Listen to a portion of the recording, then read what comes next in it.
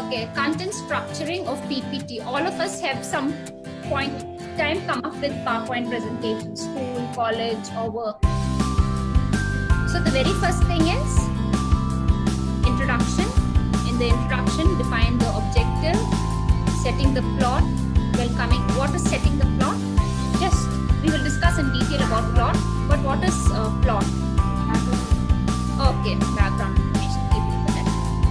Then you have the body, and last of all, you have the conclusion.